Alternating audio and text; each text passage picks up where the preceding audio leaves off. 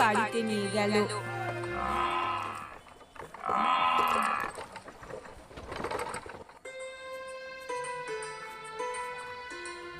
এ কি গো, আজ এত সকাল সকাল চলে এলে যে? আরে, গাড়িটাও নিয়ে এসেছো?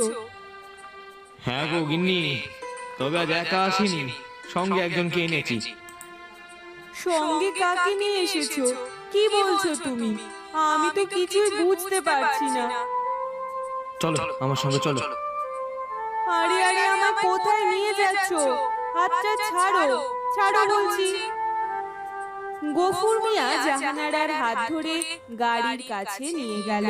আর তখনই জাহানারা গাড়িতে শুয়ে থাকা মেয়েটাকে দেখে বলল, এ কি গো, এই মেয়েটা আবার কে? হায় হায় রে, এ তুমি কাকে নিয়ে এসেছো? এই মেয়ে, ওঠ, ওঠ বলছি। ওকে